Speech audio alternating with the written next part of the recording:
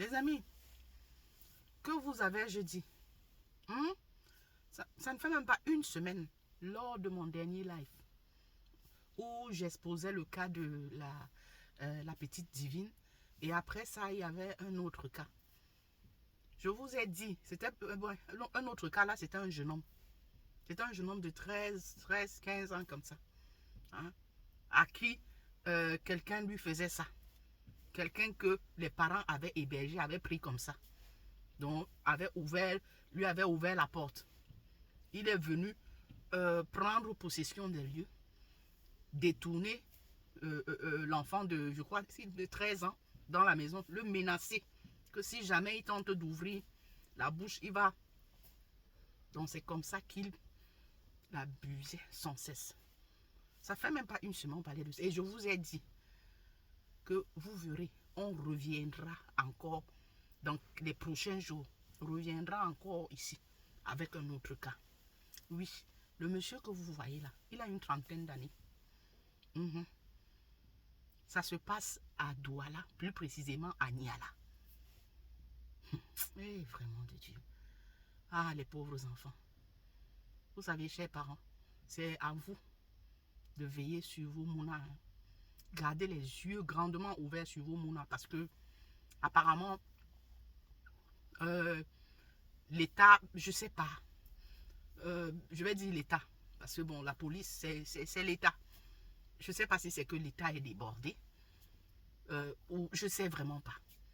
La corruption a gangréné le dehors parce que quand bien même on met la main sur tous ces malfaiteurs là, sur tous ces abuseurs publics là, on met la main sur eux quelque temps après. Donc il suffit qu'ils donnent quelque chose et après ils sont libérés et ils vont continuer leur travail dehors, ailleurs. Le jeune homme, trentaine d'années à Niala, toujours une famille qui l'a accueilli, dont il vivait dans la maison. Comme ça, une famille qui l'a accueilli, on l'a pris comme l'enfant de la maison. Sans savoir qu'il abusait de la mouna de 11 ans dans la maison. Donc elle était devenue comme sa copine. 11 ans. Donc il passait le temps à le faire. Jusqu'au jour où l'aîné de la petite les a surpris. Il était lui sur la petite, avait mis la main comme ça, avait bloqué sa bouche. Donc pour qu'elle ne crie pas. C'est là où elle entre, la grande soeur entre, et il se relève en train d'arranger son barracuda, remettre ça en place. Donc comme il venait de finir avec son sale acte, quoi. Elle demande à sa soeur, mais pourquoi tu n'as jamais parlé? Donc, et quand on l'a surpris, il s'est levé pendant qu'il arrangeait il rangeait son barracuda dans le pantalon. La petite dit que ok, c'est bien fait tonton. Aujourd'hui, on t'a attrapé. Donc voilà ce que la petite dit. Donc c'est ça qui a aussi confirmé à la soeur que la petite était devenue son souffre-douleur, en tout cas sa copine quoi. 11 ans, une trentaine d'années. Une famille qui t'a accueilli comme son enfant. Voilà leur merci. Voilà leur merci. Et Blanche, on demande à la petite que mais pourquoi? La grande soeur lui demande que mais pourquoi tu... Il me menaçait. Il m'a menacé que si jamais je tente de parler, il va. C'est pour ça que la pauvre.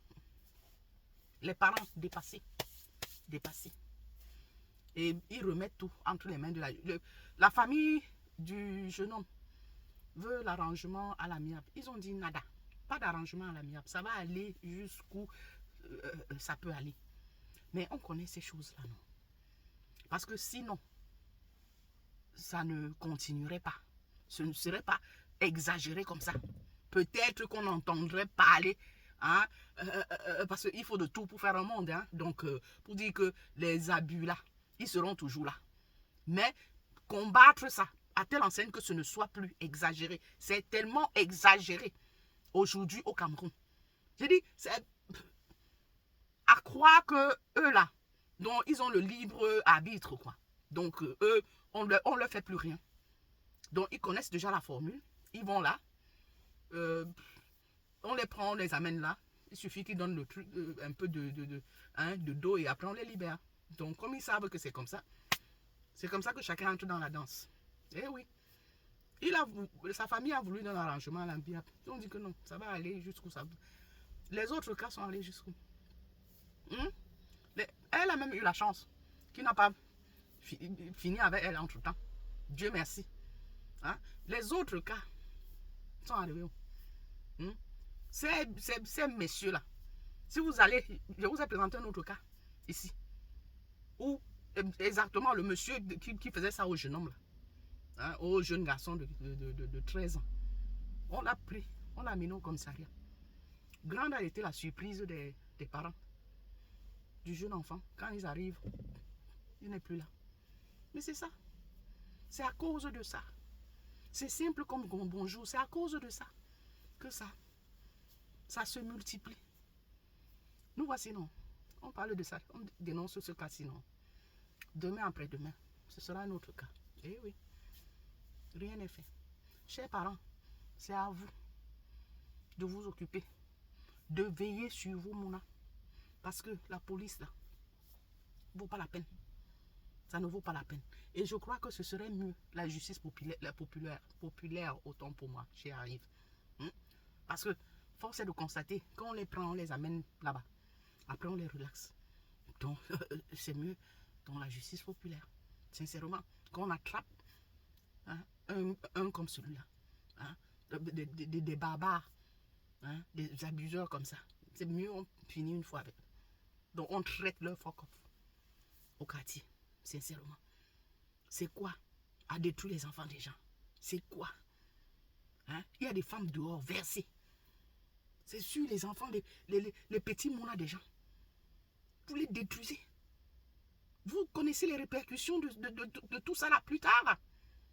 Hein? Il y en a peut-être qui n'auront plus de mouna. Parce qu'on a bousillé, hein, parce que vous aurez bousillé leur intérieur. Oh non, c'est pas possible ça. Chers parents, c'est l'occasion à chaque fois de vous demander de garder vraiment les yeux sur vos mouna. À vous de faire le maximum d'efforts vraiment pour assurer la sécurité de ces mounas là. Parce que la police ne fait plus rien. La police ne fait rien. Eh oui.